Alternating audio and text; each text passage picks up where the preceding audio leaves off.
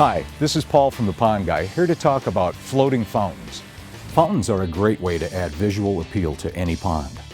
Not only do they provide an eye-catching display, but the tranquil sound of the water splashing on the pond's surface creates a relaxing atmosphere. Ponds less than 6 feet deep can even benefit from the aeration provided by the water splashing on the pond's surface. Decorative fountains feature a float and motor that rest on the pond's surface, and a control panel with a timer that allows you to configure when the fountain turns on and off.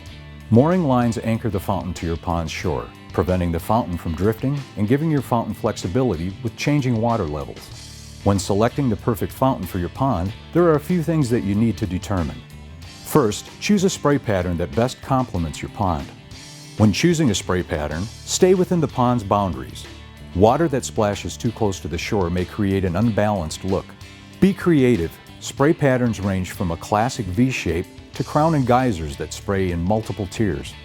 In large ponds, choose higher sprays or use multiple fountains to create a balanced look. Next, figure out the type of power you will need for your fountain. Do you need 120 volt or 240 volt? Typically, the size of the spray pattern chosen will ultimately determine the horsepower of the motor and the type of power that you'll need for the fountain. Fountains come with their own control panel, which will need to be installed near the pond's edge. If you do not already have power installed, you'll need to have a licensed electrician supply power to the fountain's control panel. Next, determine where the viewing area will be located in conjunction to the fountain. Once determined, the next step is to figure out the power cord length you will need to place the fountain in an area that will be best viewed from your viewing area. To determine the power cord length, measure the depth of the pond where the fountain will be placed. Add it to the distance from the fountain to the control panel.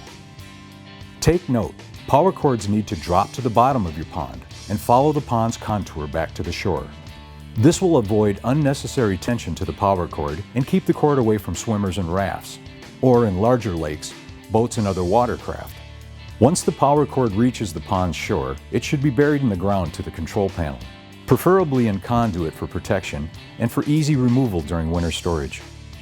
Once you've selected the perfect fountain, by adding lights, you can create a beautiful nighttime display. Keep in mind that the further away the fountain is from the viewing area, the more lights you'll want to use.